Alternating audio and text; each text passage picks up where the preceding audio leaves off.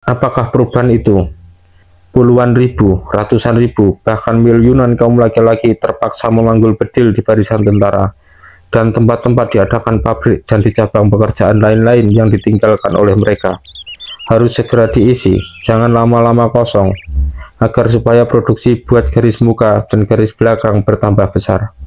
Maka pekerjaan yang tadinya dikerjakan oleh tenaga laki-laki kini diserahkan kepada tenaga wanita, menyupir mobil, menjalankan tram, mengurus pekerjaan pos, merawat orang-orang di rumah sakit, membuat amunisi, mengatur administrasi, menyelenggarakan pembagian makanan dan lain-lain sebagainya. Semua itu buat sebagian besar diserahkan kepada wanita. Dan dasar kaum sufragete, kaum idealis yang bercita-cita. Mereka yang dulunya begitu sengit melawan pemerintah dan melawan laki-laki, kini menjadi pembantu yang paling setia dari pemerintah dan laki-laki dalam mara bahaya. Dulu mereka menggembleng senjata untuk menghantam sitadennya kekolotan bangsa sendiri.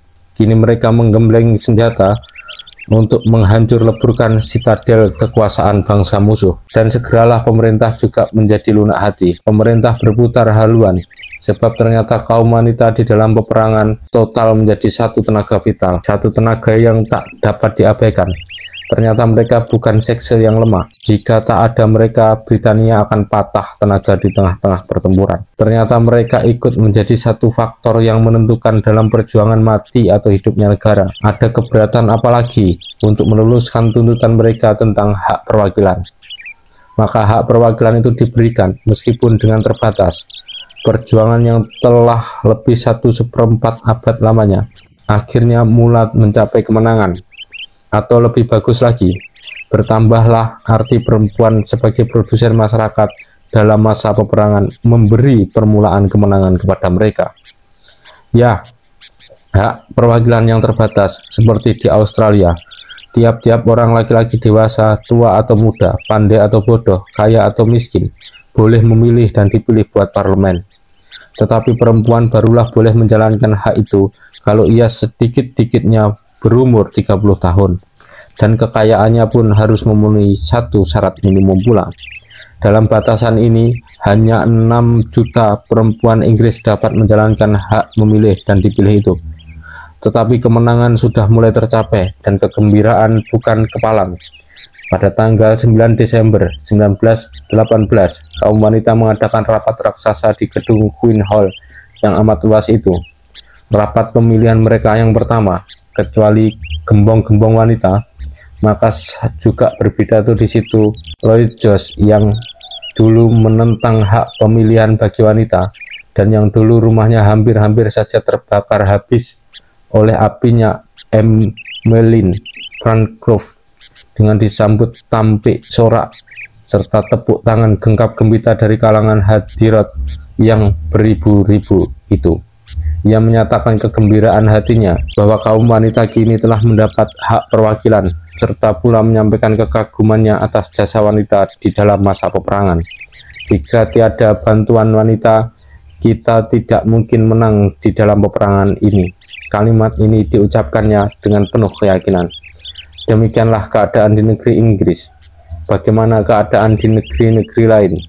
Telah saya ceritakan bahwa pergerakan wanita tingkatan kedua itu dalam bahagian kedua dari abad ke-19, terutama di Inggris dan di Amerika, berkobar lagi. Di negara New York di dalam tahun 1849 adalah satu kejadian yang luar biasa. Seorang wanita yang bernama Elizabeth Blackwell mencapai titel dokter ketabiban. Ini sebenarnya adalah satu kejadian yang menggembirakan, tetapi orang-orang laki-laki Amerika yang cinta kemerdekaan itu menjadi ribut oleh karena kejadian ini. Mereka anggap kejadian itu satu bahaya bagi masyarakat. Perempuan tak pantas menjadi tabib. Sebagai akibat keributan mereka itu, maka sekolah-sekolah tinggi menutup pintunya bagi mahasiswa wanita. Sehingga di dalam tahun 1857, di seluruh Amerika hanya ada 3 orang tabib perempuan saja. Kepicikan sikap kaum laki-laki yang demikian itu sudah barang tentu amat menyakitkan hatinya wanita Amerika. Perempuan harus tetap bodoh, dianggap tak pantas masuk masyarakat, dianggap tak pantas mengunjungi sekolah-sekolah tinggi. Padahal belum hilang sama sekali terhapusnya nama Mary Otis Warren dan Abigail Smith Adam. Dan tatkala Amerika tenggelam di dalam kekejiannya kezaliman memperbudak orang-orang Niger, tidakkah seorang wanita yang ikut membangkitkan rasa kemanusiaan bangsa, yakni Harriet Beecher Stowe, dengan bukunya yang termasuk Ansel Tom Cabin, jauh daripada satu buku biasa yang berisi satu cerita sentimental, maka Ansel Tom Cabin adalah menunjukkan kecakapan penulisnya untuk membela satu pendirian dalam perjuangan paham yang sedang berkobar di waktu itu, pro atau anti perbudakan, pro atau anti kerja bebas. Ansel Tom Cabin disalin dalam berpuluh bahasa. Paham-paham yang terkandung di dalamnya mengharukan orang di tiap-tiap pelosok di Amerika dan di Eropa. Dan itu pada waktu dunia belum mengenal banyak surat kabar, belum mengenal gambar hidup, belum mengenal radio. Nyata penulisnya bukan seorang biasa, ia seorang kaliber besar, dan ia seorang wanita. Bukti-bukti kecerdasan otak wanita itu di mana-mana dipergunakan oleh pemimpin-pemimpin wanita untuk membenarkan tuntutan-tuntutannya. Wanita tidak kurang cakap dari laki-laki, asal diberi kesempatan. Wanita harus dipersamakan haknya dengan laki-laki. Dan walaupun pada mula-mulanya tidak ada hubungan antara aksi-aksi wanita itu di berbagai negeri, tiap-tiap negeri mempunyai aksi wanita sendiri-sendiri, maka akhirnya tumbuhlah rasa perlu kepada hubungan internasional. Maka saja hubungan internasional yang berupa pekerjaan bersama internasional. Tetapi lambat laun dirasakanlah pula perlunya ada perserikatan internasional. Di dalam tahun 1888, di Amerika didirikan satu Dewan Wanita Nasional. Negeri-negeri lain segera menyusul.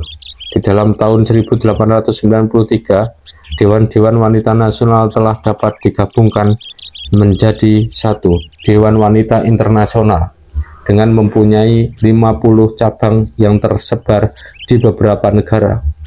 Sering sekali orang menamakan Dewan Wanita Internasional ini induk Voggenbond karena ia amat mengutamakan sekali persaudaraan internasional. Tetapi ia jauh daripada radikal. Misalnya perserikatan-perserikatan wanita filantropis pun boleh masuk menjadi anggotanya. Lebih radikal daripada Dewan Wanita Internasional ini, lebih militan, lebih politis, lebih feminis, ialah satu gabungan lain yang bernama International Alliance for Women Suffrage and Equal Citizenship, Serikat Internasional buat hak perwakilan perempuan dan persamaan hak warga negara. Aliansi ini di dalam tahun 1904 mengadakan kongresnya yang pertama di kota Berlin. Utusan-utusan dari Amerika, New Zealand, Swedia, Norwegia, Denmark, Belanda, Jerman, Inggris, Austria, Swiss datang mengunjunginya. Satu keterangan asas diterima baik oleh kongres itu, yang menyatakan bahwa laki-laki dan perempuan adalah sama, dan oleh karenanya harus mendapatkan hak yang sama pula, hak bekerja, dan terutama sekali hak pemilihan.